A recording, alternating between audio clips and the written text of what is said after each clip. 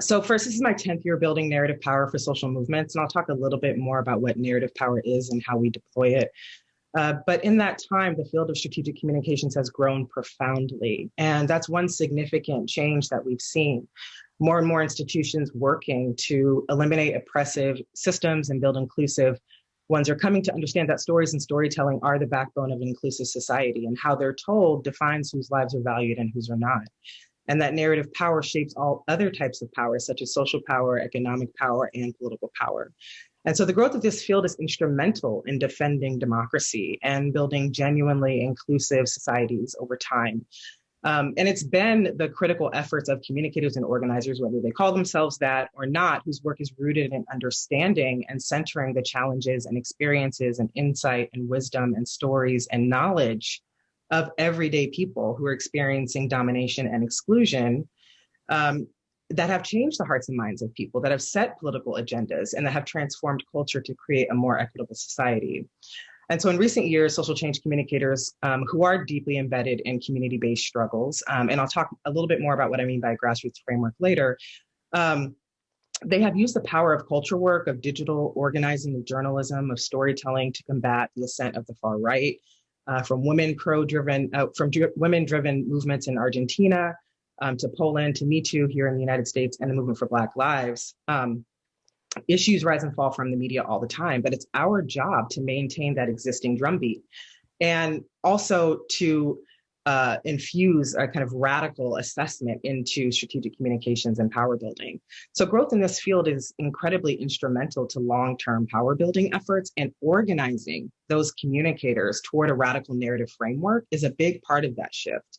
And it's a big part of the role that I play in movement. And I want to just tell you a little bit about the Radical Communicators Network, which I mentioned earlier. So this community of practice has over 5,000 members globally, and it's a good example of how we optimize the field and opportunities for growth when we have opportunities for growth. So RadComs creates infrastructure that communicators need by facilitating collaboration between and across movements, by sharing and incubating strategies, by creating in-person and virtual events to build trust and relationships and community building, but also to leverage resources, democratize those resources, to share them, and to create more opportunities for people in the field who don't have access to significant resources because they work at firms and large institutions. What's different about RadComs, although I founded the network, is that it is completely decentralized. It's organic, it's driven by people in the field, and it's not tied to any individual organizational brand. This is incredibly important. We are not using market-based strategies for liberation.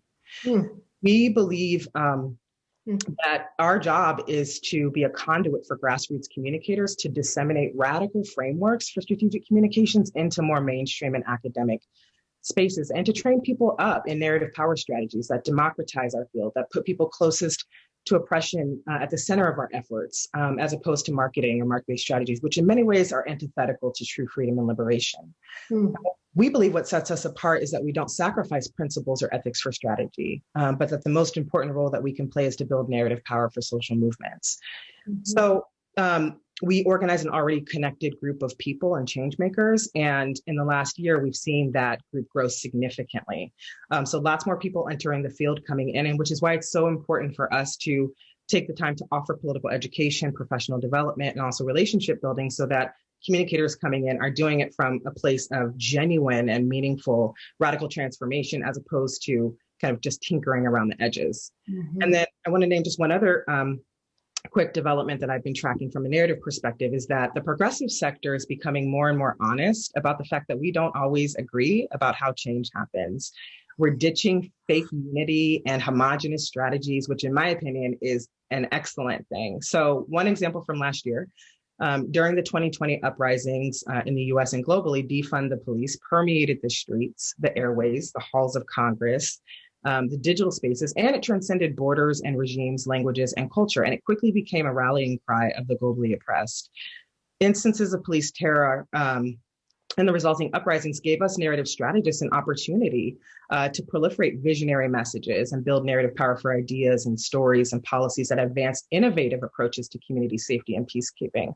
But when M4BL and our allies made the demand to defund the police, we were shamed and stigmatized on a national level by progressives people who were really upset with us, and they reached out to us, like wagging their fingers, telling us all the ways that we were being divisive and unstrategic. And I just want to point to you that this happened when I was the comms director at Black Lives Matter. This happened to us. They said, why are you saying Black Lives Matter? Can't you just say Black Lives Matter too? And it was just people being really afraid of a radical assertion that Black Lives Matter. They wanted us to kind of water it down in some ways.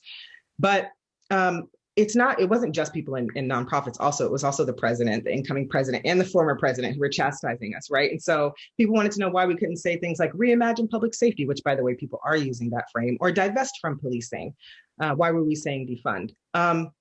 The reason why this is important is that these ideas that we're espousing now are unpopular, but that's what tends to happen with civil rights work. They will be the norm in the future. And in the meantime, we'll be considered kind of provocateurs. But I want to point to something that maybe won't be reported on in kind of long form analyses of last year's power building opportunities, which is that we played a flanking role to the moderates and to the centrists who won kind of progressive-ish wins in 2020. So a positive radical flank effect can occur when the bargaining position of moderates is strengthened by the presence of more radical groups, i.e. us.